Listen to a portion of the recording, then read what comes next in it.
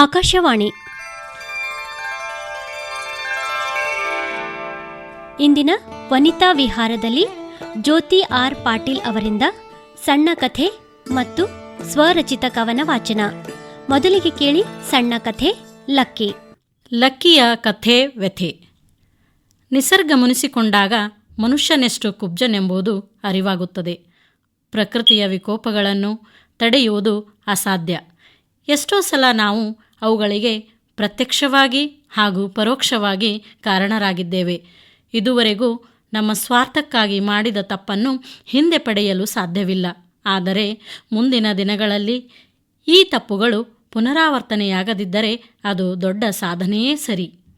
ನಾವು ಕಂಡ ಕೆಲವು ಪ್ರಕೃತಿಯ ವಿಕೋಪಗಳೆಂದರೆ ಐಸ್ಲ್ಯಾಂಡಿನ ಅಯೋವಿಲ್ಲಾ ಯೋಕ್ಕಲ್ ಜ್ವಾಲಾಮುಖಿ, ಕ್ಯಾಲಿಫೋರ್ನಿಯಾದ ಭೂಜರಿತ, ಸಾಗರದತ್ತ ಹರಿದ ಲಾವಾ ನದಿ, ಇಂಡೋನೇಷಿಯಾದ ಸುನಾಮಿ, ಯಮುನಾ ನದಿಯ ಭಾರೀ ಮಳೆ, ಐಸ್ಲ್ಯಾಂಡಿನ ಅವಳಿ ಮಾರುತ 2010, ಕರೋನಾ 2020, ಅಂಫಾನ್ ಚಂಡಮಾರುತ 2020 ಮೇ ಮುಂತಾದವು. ಮಹಾನಗರವಾದ ಕಲಬುರಗಿಯ ಬಡಾವಣೆಯೊಂದರಲ್ಲಿ ಕರೋನಾ ಸಂದಿಗ್ಧತೆಯಲ್ಲಿ ನಡೆದ ಒಂದು ಸಂವೇದನಾತ್ಮಕ ಘಟನೆ ನಮ್ಮ ಈ ಲಕ್ಕಿಯ ಕಥೆ. 2020 ಮಾರ್ಚ್ ತಿಂಗಳ ಅಂತ್ಯದ ಸಮಯ. ಇನ್ನೇನು ಮಕ್ಕಳು ಪರೀಕ್ಷೆ ಬರೆದು ರಜೆಯನ್ನು ಖುಷಿಯಿಂದ ಎದುರುಗೊಳ್ಳುವ ಸಮಯ. ಮಕ್ಕಳ ಪಾಲಿನ ಮೋಜಿನ ಸಮಯವದು. ಪರೀಕ್ಷಾ ವೇಳಾಪಟ್ಟಿಯು ಬಂದಿತ್ತು. ತಯಾರಿಯು ಜೋರಾಗಿ ನಡೆದಿತ್ತು. ಕೆಲವು ಶಾಲೆಗಳಲ್ಲಿ ಪರೀಕ್ಷೆ ಬೇಗನೆ ಮುಗಿಸಿ ನಿರಾಳರಾಗಿದ್ದರು. ಕೆಲವು ಕಡೆ 1-2 ವಿಷಯಗಳ ಪತ್ರಿಕೆಗಳು ಪೂರ್ಣಗೊಂಡಿದ್ದವು. ಆಶ್ಚರ್ಯವೆಂಬಂತೆ ಕರೋನಾ ಮಹಾಮಾರಿಯಿಂದ ಪರೀಕ್ಷೆಗಳು ಇಲ್ಲದಂತಾಯಿತು. ಎಲ್ಲೆಲ್ಲೂ ಲಾಕ್ಡೌನ್ ಕಂಡುಬಂತು. ಕೆಲವು ಮಕ್ಕಳು ಪರೀಕ್ಷೆ ಇಲ್ಲ ಎಂದಿದ್ದಕ್ಕೆ ಖುಷಿಪಟ್ಟಿದ್ದು ಉಂಟು. ಹಾಗೆಯೇ ಸಂಚಾರ ವ್ಯವಸ್ಥೆ ಸ್ಥಗಿತಗೊಂಡಿತ್ತು. ಸರ್ಕಾರಿ, ಖಾಸಗಿ ಯಾವುದೇ ಶಾಲಾ ಕಚೇರಿಗಳು ತೆರೆಯುವಂತಿರಲಿಲ್ಲ. ಕೋವಿಡ್-19 ಮಹಾಮಾರಿ ಅದು ಜೀವವಿಲ್ಲದ ಅಣುವಾಗಿದ್ದು ನಂತರ ಪ್ರಾಣಿಗಳ ತೇವವಾದ ಭಾಗಗಳಿಗೆ ಅಂಟಿ ಕೆಮ್ಮು, ನೆಗಡಿ, ಜ್ವರದ ಮೂಲಕ ಗಂಟಲು ಸೇರಿ ಮನುಷ್ಯನ ಉಸಿರಾಟವನ್ನೇ ನಿಲ್ಲಿಸುವ ಶಕ್ತಿ ಪಡೆಯುತ್ತಿತ್ತು. ಇಂತಹ ಸಂದಿಗ್ಧ ಪರಿಸ್ಥಿತಿಯಲ್ಲಿ ಎಲ್ಲರೂ ಮನೆಯಲ್ಲಿರುವುದು ಅನಿವಾರ್ಯವಾಯಿತು. ಆದರೂ ಕೆಲವು ಪುಂಡರ ಗುಂಪುಗಳು ಮರಣವೇ ಮಹಾನವಮಿ, ನಾಳೆ ಬರುವುದು, ನಮಗಿಂದೇ ಬರಲಿ ಎಂದು ರಸ್ತೆಗಿಳಿದು ಪೊಲೀಸರಿಂದ ಥಳಿತಗೊಂಡವರೂ ಇಲ್ಲುಂಟು. ಮಾಸ್ಕ್ ಇಲ್ಲದೆ ದಂಡ ಕೊಟ್ಟವರೂ ಇಲ್ಲುಂಟು. ನಿರ್ಬಂಧಗಳು ಹೆಚ್ಚಾದಂತೆ ಮನುಷ್ಯ ಪ್ರಕೃತಿಯತ್ತ ವಾಲುವುದು ಸಹಜ. ಹಾಗೆಯೇ ಕರೋನಾ ತಂದೊಡ್ಡಿದ್ದ ಪ್ರಕ್ಷುಬ್ಧ ಪರಿಸ್ಥಿತಿಯಲ್ಲಿ ಎಲ್ಲರೂ ಮನೆಯೇ ಮಂತ್ರಾಲಯ ಎನ್ನುವಂತಾಯಿತು. ಹೀಗಿರುವಾಗ ನಮ್ಮ ಓಣಿಗೆ ಎಲ್ಲಿಂದಲೋ ಒಂದು ಬಿಳಿ ನಾಯಿ ಬಂತು. ಮಕ್ಕಳ ಪಾಠ ನಿಂತರೂ ಆಟ ನಿಲ್ಲಲಿಲ್ಲ. ಆಗಾಗ ಪೊಲೀಸ್ ವ್ಯಾನ್ ಬಂದಾಗ ಅಲ್ಲಲ್ಲಿ ಬಚ್ಚಿಟ್ಟುಕೊಂಡು ಮತ್ತೆ ವ್ಯಾನ್ ಪಾಸಾದರೆ ಅವರ ಆಟ ಯಥಾಪ್ರಕಾರ ಸಾಗುತ್ತಿತ್ತು. ಹೀಗಿರುವಾಗ ನಾಯಿ ಮಕ್ಕಳಿಗೆ ತುಂಬ ಹತ್ತಿರವಾಯಿತು. ಅವರ ಒಡನಾಡಿಯಾಯಿತು. ಅವರು ಆಟ ಆಡುತ್ತಿದ್ದಾಗ ಅಲ್ಲಿಯೇ ಕುಳಿತುಕೊಂಡು, ಅವರು ಊಟಕ್ಕೆ ಹೋದಾಗ ಅಲ್ಲಿ ಇಲ್ಲಿ ತಿರುಗಾಡಿ ಮತ್ತೆ ಅಲ್ಲಿಯೇ ಬಂದು ಕುಳಿತುಕೊಳ್ಳುತ್ತಿತ್ತು. ಊಟಕ್ಕೆ ಮನೆಗೆ ಬಂದ ಮಕ್ಕಳು ದೊಡ್ಡ ಸಾಧನೆ ಮಾಡಿದವರಂತೆ ಮಮ್ಮಿ ಇವತ್ತೇನು ಸ್ಪೆಷಲ್ ಎಂದು ಕೇಳಿ ಇದ್ದುದನ್ನು ತಿಂದು ಸಂಜೆ ಸ್ನ್ಯಾಕ್ಸ್ ಬಗ್ಗೆ ನೆನಪಿಸಿ ನಾಯಿಗೂ ಸ್ವಲ್ಪ ತಿಂಡಿ ತೆಗೆದುಕೊಂಡು ಹೋಗುತ್ತಿದ್ದರು. ಇದು ನಿತ್ಯದ ಪರಿಪಾಠವಾಯಿತು. ನಾಯಿ ಮಕ್ಕಳು ಬರುವವರೆಗೂ ಅದೇ ಸ್ಥಳಕ್ಕೆ ಬಂದು ಕುಳಿತಿರುತ್ತಿತ್ತು. ಮಕ್ಕಳು ತಂದ ತಿಂಡಿ ಅದಕ್ಕೆ ಹಾಕಿದಾಗ ಅದು ಸಮಾಧಾನವಾಗಿ ತಿನ್ನುತ್ತಿತ್ತು. ಮಕ್ಕಳು ಕ್ರಿಕೆಟ್ ಆಡಿ ಚೆಂಡು ಎಲ್ಲೋ ಎಸೆದರೂ ಅದನ್ನು ತೋರಿಸುವ ಕೆಲಸ ಈ ನಾಯಿ ಮಾಡುತ್ತಿತ್ತು. ಹಾಗಾಗಿ ಅದು ಮಕ್ಕಳ ಪ್ರೀತಿಯ ನಾಯಿಯಾಯಿತು. ನಮ್ಮ ಓಣಿಯ ಪೋರರೆಲ್ಲ ಸೇರಿ ಅದಕ್ಕೆ ಲಕ್ಕಿ ಎಂದು ಹೆಸರಿಟ್ಟರು. ಲಕ್ಕಿ ಇಂದು ಮಕ್ಕಳ ಗುಂಪಿಗೆ ಆಭರಣವಿದ್ದಂತೆ. ಮಕ್ಕಳ ಕೂಟಕ್ಕೆ ಶಾಶ್ವತ ಸದಸ್ಯನೂ ಆಯಿತು. 1 ತಿಂಗಳ ಈ ಪ್ರೀತಿ ವಿಶ್ವಾಸದ ಒಡನಾಟದಲ್ಲಿ ಲಕ್ಕಿಯು ಅದೃಷ್ಟವಂತೆ ಎಂಬಂತೆ ಬೆಳೆಯಿತು. ಮುಂದೆ ಅದು 1 ವಾರದೊಳಗೆ 8 ಮರಿಗಳಿಗೆ ಜನ್ಮ ನೀಡಿ ತಾಯ್ತನದ ಸಾರ್ಥಕ ಪಡೆಯಿತು. ನಿಸರ್ಗದಲ್ಲಿ ಹೆಣ್ತನ ಎನ್ನುವುದು ಒಂದು ಭಾಗ್ಯ. ಆ ಭಾಗ್ಯಕ್ಕೆ ಭಾಗಿಯಾಗುವವರು ಮುಂದೆ ಚಿಗುರುವ ಆ ಕರುಳ ಕುಡಿಗಳು. ಲಕ್ಕಿ ತಾಯಿಯಾದದ್ದು ನಮ್ಮೆಲ್ಲರಿಗೂ ಸಂಭ್ರಮ ತಂದಿತು. ನಮ್ಮ ಓಣಿಯಲ್ಲಿ ಒಂದು ಚಿಕ್ಕ ಆಸ್ಪತ್ರೆ ಪ್ರಾರಂಭಿಸಿದ ನೇಪಾಳಿ ದಂಪತಿಗಳಿಬ್ಬರು ಲಕ್ಕಿಯನ್ನು ಹುಡುಕಿ ಅನ್ನ ಹಾಲುಗಳನ್ನು ತಿನಿಸೇ ಮುಂದಿನ ಕೆಲಸಕ್ಕೆ ಅಣಿಯಾಗುತ್ತಿದ್ದರು. ಲಕ್ಕಿ ತನ್ನ ಮಕ್ಕಳೊಂದಿಗೆ ತಿಂದುಂಡು ಪ್ರೀತಿಯ ಪಾಲುಂಡು ಒಡನಾಡಿಕೊಂಡು ಆರೋಗ್ಯವಾಗಿ ಬೆಳೆಯಿತು. ಶಾಲೆಗಳಿಗೆ ರಜೆಯಾದ್ದರಿಂದ ನಾನು ಮತ್ತು ಇತರ ಗೃಹಿಣಿಯರೆಲ್ಲರೂ ಲಕ್ಕಿ ಮತ್ತು ಮರಿಗಳ ಊಟದ ಕಡೆ ಒಂದು ಗಮನ ನೀಡುತ್ತಿದ್ದೆವು. ಅದು ಕಾಣದಿದ್ದರೆ ಆತಂಕವೂ ಆಗುತ್ತಿತ್ತು. ಲಕ್ಕಿ ಹೆತ್ತ ಮರಿಗಳಲ್ಲಿ 4 ಶ್ವೇತವರ್ಣದ್ದು, ಇನ್ನೂ 4 ಶ್ವೇತವರ್ಣದ ಕಪ್ಪು ಚುಕ್ಕೆಯಿಂದ ಕೂಡಿದ್ದವು. ತಾಯಿಯ ಪ್ರೀತಿ ರೀತಿ ಇಲ್ಲಿ ನಾನು ಹೇಳಬೇಕಾಗಿಲ್ಲ, ಅದು ಅನುಭವಕ್ಕೆ ಬಿಟ್ಟಿದ್ದು. ಕರವಸ್ತ್ರದಲ್ಲಿರುವ ಸುಗಂಧ ದ್ರವ್ಯದಂತೆ, ಸೂರ್ಯನ ಪ್ರಕಾಶದಂತೆ, ತಂಪಾದ ತಂಗಾಳಿಯಂತೆ. ಇನ್ನು ಹೆಚ್ಚಿಗೆ ಹೇಳುವುದಾದರೆ ಚಿಪ್ಪಿನೊಳಗೆ ಅಡಗಿದ ಮುತ್ತಿನಂತೆ ಆ ತಾಯಿಯ ಪ್ರೀತಿ. ಅದ್ಭುತ, ಅದಮ್ಯ, ವರ್ಣಿಸಲು ಅಸಾಧ್ಯವಾದದ್ದು, ಶಬ್ದಗಳಿಗೆ ಮೀರಿದ್ದು, ಅನುಭವಕ್ಕೆ ಸಿಗಲಾರದ್ದು. ತಾಯ್ತನದ ಆ ಅದಮ್ಯ ಅನುಭವದಲ್ಲಿ ಲಕ್ಕಿ ಮುಳುಗೆದ್ದಿತು, ಅದನ್ನು ಗೆದ್ದಿತು. ಲಕ್ಕಿಗೂ ಮತ್ತು ಮರಿಗಳಿಗೂ ಬೇಕಾಗುವ ಆಹಾರ, ಹಾಲು ಎಲ್ಲವೂ ನಮ್ಮ ಓಣಿಯಲ್ಲಿ ಸರದಿಯಂತೆ ನೀಡುತ್ತಿದ್ದೆವು. ಬಿಸಿ ರೊಟ್ಟಿ, ಚಪಾತಿ, ಇಡ್ಲಿ, ಅನ್ನ, ಹಾಲು ಇತ್ಯಾದಿಗಳನ್ನು ನಾವು ನೀಡುತ್ತಿದ್ದೆವು. ಮುಂಜಾನೆ ಒಂದಿಬ್ಬರು, ಸಂಜೆ ಒಂದಿಬ್ಬರು, ರಾತ್ರಿ ಒಂದಿಬ್ಬರು, ಈ ರೀತಿ ಲಕ್ಕಿಯು ಮಕ್ಕಳೊಂದಿಗೆ ತಿಂದುಂಡು ಸುಖವಾಗಿ ಸುಸಮಯವೆಂಬಂತೆ ಬಾಳುತ್ತಿತ್ತು. ನನ್ನ ಮಕ್ಕಳು ಲಕ್ಕಿಯ ಮರಿಗಳನ್ನು ಇಷ್ಟಪಟ್ಟು ನಮ್ಮ ಮನೆಗೂ ಒಂದು ಮರಿ ತರಲು ತಯಾರಾದರು.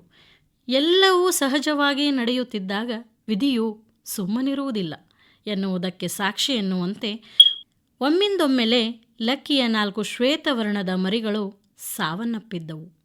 ಅದು ನಮಗೆಲ್ಲ ಆಶ್ಚರ್ಯ ಮತ್ತು ಆತಂಕ ಉಂಟು ಮಾಡಿತು. ಲಕ್ಕಿಯು ಆಘಾತಕ್ಕೊಳಗಾಗಿತ್ತು.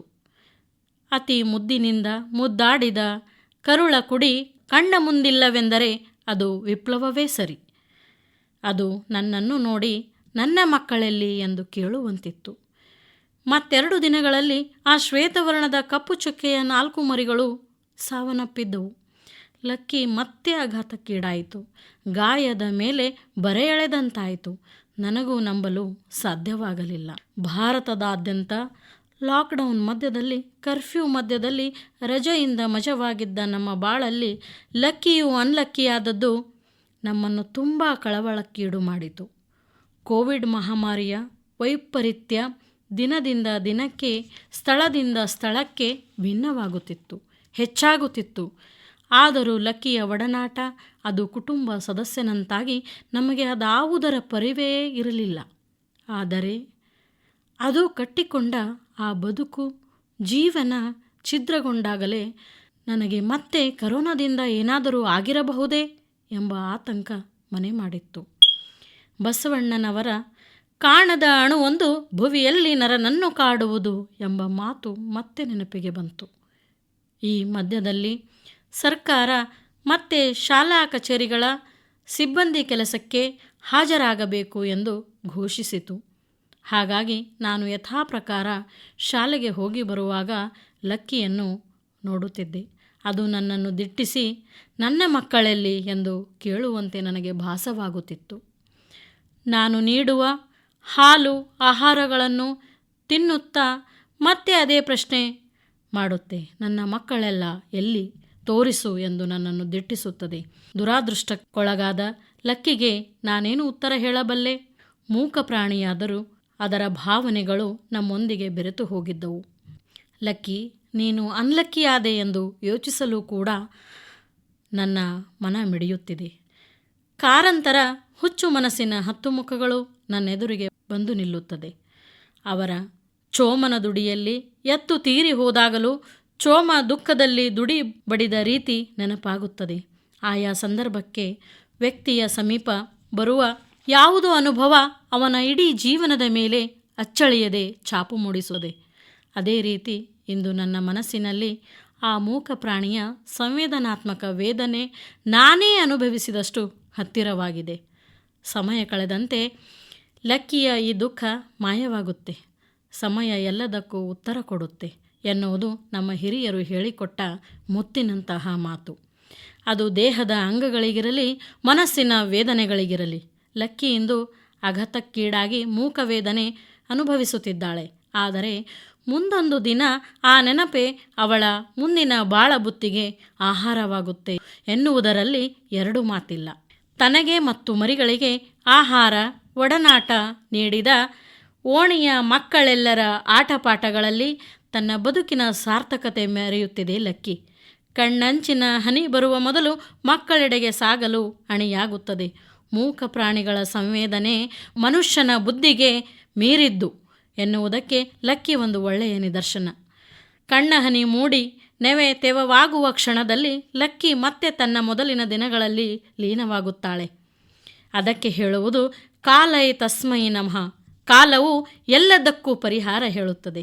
ಕಾರಂತರ ಕತ್ತಲಲ್ಲಿ ಬೆಳಕು ಮಿಂಚಿ ಪಡೆದಿತೇಳು ಬಣ್ಣ, ಮೂಕ ಮೌನ ತೂಕ ಮೀರಿ ದನಿಯು ಹುಟ್ಟಿ ಸಣ್ಣ, ಕಣ್ಣ ಮಣ್ಣ ಕೂಡಲಿಲ್ಲ ಹಾಡು ಕಟ್ಟಿ ತಣ್ಣ, ಲಕ್ಕಿ ಮತ್ತೆ ಬದುಕು ಕಟ್ಟಿ ತಣ್ಣ.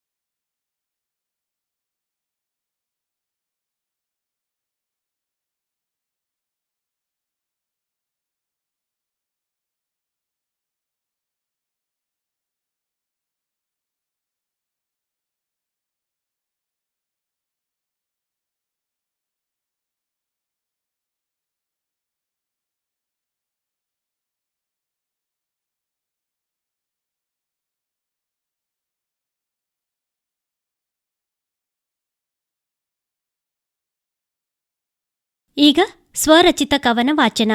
ಕವನಗಳು. ಗ್ರಹಣ. ನಮ್ಮ ಯಜಮಾನರು ಕೇಳಿದ್ರು, ಅದೇನು ಬರೀತಿದ್ದೆ ಗ್ರಹಣದ ಸಮಯದಲ್ಲಿ? ನಾನು ಸುಮ್ಮನಿದ್ದೆ. ಮತ್ತೆ ಕಿರುಚಿದ್ರು, ಗ್ರಹಣ ಸೂರ್ಯನಿಗೋ ನಿನಗೋ ಗೊತ್ತಾಗ್ತಿಲ್ಲ. ನಾನು ಹೇಳಿದೆ, 18 ವರ್ಷದ ಹಿಂದೆ ನಿಮ್ಮ ಗ್ರಹಣ ನನಗೆ, ಇನ್ನೆಂತಹ ಗ್ರಹಣ ಬಡಿಯುವುದೆನಗೆ? ಸಂಸಾರ ಗ್ರಹಣದ ಮುಂದೆ ಯಾವ ಗ್ರಹಣದ ತಂತ್ರ ನಡೆಯದು. ನಮ್ಮ ಯಜಮಾನರು ಯಾಕೋ ಸುಮ್ಮನಾದರು. ಅದಕ್ಕೆ ನಾನು, ಯಾಕ್ರಿ ಮಾತಾಡ್ತಿಲ್ಲ ಅಂದೆ. 18 ವರ್ಷದಿಂದ ನನ್ನ ಮಾತು ಎಲ್ಲಿದೆ? ಎಲ್ಲವೂ ನಿನ್ನದೇ ಅಲ್ಲವೇ ಎಂದು ನಸುನಕ್ಕರು. ಸೊಬಗಿನ ಸೋಗು. ಹೆಣ್ಣೆಂಬ ಜೀವ ಬಂದಾಳ ಜಗಕ, ಕಣ್ಣಾಗಿ ನಿಂತಾಳ ದಿಟವಾಗಿ ಬಾಳಾಕ. ತಡವರಿಸಿ ಬೆವರ ಸುರಿಸಿ ತನ್ನವರೆಲ್ಲರನ್ನೂ ತೆಕ್ಕೆಗೆ ಬೆಸೆದು, ಒಮ್ಮೆ ನಲ್ಮೆಯಿಂದ ಮತ್ತೊಮ್ಮೆ ಛಲದಿಂದ, ನೂರಿರಲಿ ಸಾವಿರವಿರಲಿ ತನಗಾಗುವ ಕಷ್ಟಗಳ ಸುಡುಗಾಡು ಸೇರಿಸಿ ಧರಿಸುವಳು ಪ್ರತಿಬಾರಿ ಸೊಬಗಿನ ಸೋಗು. ಅದು ಸೊಬಗಲ್ಲ, ಬರೀ ಸೊಬಗಲ್ಲ, ಪ್ರಕೃತಿ ನೀಡಿದ ಹೆಣ್ಮನದ ಸೊಬಗು. ಮಹಿಳೆ. ನಾವು ಬಾಳಬಂಡಿಯ ನೊಗ ಹೊತ್ತವರು, ಹೆತ್ತವರ ಮುತ್ತುಗಳು, ಕೆಲವೊಮ್ಮೆ ತೊತ್ತುಗಳು, ಹೆತ್ತ ಮಕ್ಕಳ ನಗು ಕಂಡು ಮತ್ತೆ ಮತ್ತೆ ಚಿಗುರೊಡೆಯುವ ಸತ್ವಯುತ ಮರಗಳು. ಅರೆಗಳಿಗೆಯೂ ಪುರುಸೊತ್ತಿಲ್ಲದ ಸೇವೆ ನಮ್ಮದು. ಬದುಕು ಬುತ್ತಿ ಬತ್ತಿಯಾಗುವ ಬಗೆ. ತಾಯಿಯ ಅಪ್ಪುಗೆಯಲ್ಲಿ ಬೆಚ್ಚನೆ ಮಲಗುವ ಮಗಳು, ಬೆಳೆದಳು ಅಂದದಿ ತುಂಟಾಟಗಳ ಅಂಗಳದಿ. ಕಾಲ ಸರಿದಂತೆ ಬೆಳೆದಳು ತರುಣಿಯಾಗಿ, ದಿನ ಉರುಳಿದಂತೆ ರೂಪುಗೊಂಡಳು ಗೃಹಿಣಿಯಾಗಿ. ಸಂಪ್ರೀತಿ ಹಂಚಿ ಕುಟುಂಬದ ಕಣ್ಣಾದಳು, ಒಡಲ ಕುಡಿಗಳ ನೀಡಿ ಪೂರ್ತಿಯಾದಳು, ಕೆಲವೊಮ್ಮೆ ಅವರ ಸ್ಫೂರ್ತಿಯಾದಳು. ಹೀಗೆ ಅವಳ ಬದುಕ ಬುತ್ತಿ ಪ್ರತಿಕ್ಷಣ ಬೆಳಗುವ ಬತ್ತಿಯಾಗುತ್ತಾ ಸಾಗುವುದು. ಸ್ಫೂರ್ತಿದಾಯಕ ಮಾತು. ತಿರುವು. ಬದುಕು ವಿಚಿತ್ರವಾದ ತಿರುವುಗಳೊಂದಿಗೆ ಸಹ್ಯಪ್ರದವಾಗುತ್ತದೆ. 100 ದುಃಖ ದುಮ್ಮಾನಗಳಿದ್ದರೂ ಎಲ್ಲೋ ಒಂದು ಕಡೆ ಒಂದು ಹೊಸ ಕ್ಷಣ ನಮಗಾಗಿ ಕಾದಿರುತ್ತದೆ. ಇನ್ನೇನು ಮುಗೀತು ಎನ್ನುವಾಗ ಹೊಸ ತಿರುವೊಂದು ನಮ್ಮನ್ನು ಬಾಚಿ ತಬ್ಬಿಕೊಳ್ಳುತ್ತೆ. ಹೊಸ ಭಾವಕ್ಕೆ, ಹೊಸ ಪಯಣಕ್ಕೆ ನಮ್ಮನ್ನು ನಾವು ಒಡ್ಡಿಕೊಳ್ಳುವುದು ಇದೆಯಲ್ಲ, ಅದೊಂದು ಅಭೂತವಾದ ಕ್ಷಣ. ಕಷ್ಟವೂ ದೊಡ್ಡದಲ್ಲ, ಖುಷಿಯೂ ದೊಡ್ಡದಲ್ಲ.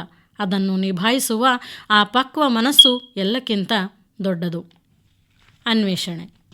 ನಮ್ಮ ಜೀವನದ ಪ್ರತಿ ಘಟ್ಟದಲ್ಲೂ ಏನಾದರೂ ಒಂದು ಹೊಸತನ ಹುಡುಕುವ ಗೀಳು ನಮ್ಮಲ್ಲಿರುತ್ತದೆ. 10 ಬಾರಿ 100 ವಿಚಾರಗಳಿಗೆ 1000 ಪ್ರಶ್ನೆಗಳನ್ನು ಮಾಡಿ ತೂಗಿ ಅಳೆದು ಸತ್ಯವನ್ನು, ಸರಿಯಾದುದನ್ನು, ಉತ್ತಮವಾದುದನ್ನು ಅನ್ವೇಷಿಸುತ್ತೇವೆ ಮತ್ತು ಅನ್ವಯಿಸಿಕೊಳ್ಳುತ್ತೇವೆ. ನಮ್ಮ ಜೀವನದ ಸಾರ್ಥಕತೆ ಈ ಸಹಜ ಹುಡುಕಾಟದಲ್ಲಿಯೇ ಇದೆ. ಮನುಜ. ಅರಿವೇ ಗುರು. ಮನುಜ, ನೀನು ಭಾವುಕನೇನು? ಹೌದು, ಕಮಲದ ಎಲೆಯ ಮೇಲೆ ಮಿಂಚುವ ಹನಿಯಷ್ಟು ನಾಜೂಕು ಭಾವ ನನ್ನದು. ಮನುಜ, ನೀನು ಅಹಂಕಾರಿ ಏನು? ಇಲ್ಲ, ಒಮ್ಮೊಮ್ಮೆ ಅಹಂಕಾರಿಯಾದರೂ ಮೂಲತಃ ನಿರಹಂಕಾರಿ ಸತ್ವ ನನ್ನದು. ಮನುಜ, ನೀನು ಸ್ವಾರ್ಥಿಯೇನು? ಇಲ್ಲ, ನಿಸ್ವಾರ್ಥಿಯ ಪರಿಯೂ ನನ್ನದು. ಮನುಜ, ನೀನು ಬುದ್ಧಿವಂತನೇನು? ಹೌದು, ನಾ ಅರಿತರೆ ನಾನು ಬುದ್ಧಿವಂತನೇ. ಮನುಜ, ನೀನು ಕಡುಕೋಪಿಯೇನು? ಇಲ್ಲ, ಕೋಪತಾಪದ ಮೇಲೆ ಹೂಮಳೆ ನಾನು. ಮನುಜ, ಮನವ ಅರಿತು ಜಗದಿ ತಿಳಿದು ನಡೆದರೆ ಅರಿವೇ ಗುರು ಎಂದಾಯಿತಲ್ಲವೇ? ಹೌದು, ಅರಿವೆಂಬ ಗುರುವು ಸದಾ ನಮ್ಮೊಂದಿಗಿದ್ದರೆ ಅದುವೇ ನಿಜ ಬಾಳು. ಕನ್ನಡ. ಕನ್ನಡ. ಕನ್ನಡವೆಂದರೆ ಏನೋ ಹಿಗ್ಗು. ಕನ್ನಡವೆಂದರೆ ಅರಳುವ ಮೊಗ್ಗು. ಪ್ರತಿ ಬಾರಿ ಘಮಿಘಮಿಸುವುದು. 2000 ವರ್ಷಗಳ ಚರಿತೆಯ ಬೆಳೆಸಿ, ಪಂಪ ಪೊನ್ನ ರನ್ನ ಜನ್ನರ ಜೊತೆಯಾಗಿಸಿ ಜಗವ ಮೆರೆದ ಮನದ ಭಾಷೆ ಕನ್ನಡ. ಕರ್ನಾಟಕದ ಪ್ರತಿ ಮಗುವಿನ ತೊದಲ್ನುಡಿ ಕನ್ನಡ. ವೀರರ ನಾಡಿನ ವೀರ ಕನ್ನಡ. ಶೌರ್ಯ ಸಾಹಸಗಳ ಬಿತ್ತಿದ ಸಾಹಸ ಗಾಥೆ ಕನ್ನಡ. ನಾಡನುಡಿಯ ಬಿಂಬ ಕನ್ನಡ. ಕರ್ನಾಟಕವೆಂಬ ಗುಡಿಯ ಕಳಶ ಈ ನನ್ನ ಕನ್ನಡ. ಬಾಳಬೇಕು, ಬಾಳ ಗೆಲ್ಲಬೇಕು. ಮನದಾಚೆ ಮೀರಿ ನಿಂತು ಮಾತನಾಡೋ ಭಾವವೇ. ಮುಗಿಲ ಮೋಡ ಕಂಡು ನೀನು ಕರಗುವೆ. ಭೂಮಿ ತಾಪ ಕಂಡು ನೀನು ಮರಗುವೆ. ಹಸಿರ ಕಂಡು ಉಸಿರುಗೊಳ್ಳುವೆ. ಹಸಿರ ಹಬ್ಬಿಸಿ ಕೆಸರು ತೊಳೆದು ಸಾಗುವೆ. 10 ಹಲವು ಜೀವಗಳಿಗೆ ಆಸರಾಗುವೆ. ಮತ್ತೆ ಮತ್ತೆ ಮೌನವಾಗಿ ಮನವ ಕಲುಕುವೆ. ಸುತ್ತಮುತ್ತ ಎಲ್ಲವನ್ನೂ ದೃಷ್ಟಿಸಿ ಛಲದ ಜೊತೆಗೆ ಬಲವ ಪಡೆಯುವೆ, ಬಾಳಬೇಕು, ಬಾಳ ಗೆಲ್ಲಬೇಕು ಎಂದು ತಿಳಿಯುವೆ. ಇದುವರೆಗೆ ಜ್ಯೋತಿ ಆರ್ ಪಾಟೀಲ್ ಅವರಿಂದ ಸಣ್ಣ ಕಥೆ, ಲಕ್ಕಿ ಮತ್ತು ಸ್ವರಚಿತ ಕವನ ವಾಚನ ಕೇಳಿದಿರಿ. ಆಕಾಶವಾಣಿ ಕಲಬುರಗಿ ಕೇಂದ್ರದಲ್ಲಿ ಸಿದ್ಧಪಡಿಸಿದ ಈ ಕಾರ್ಯಕ್ರಮ ಎಲ್ಲಾ ಬಾನುಲಿ ಕೇಂದ್ರದಿಂದ ಏಕಕಾಲಕ್ಕೆ ಪ್ರಸಾರವಾಯಿತು.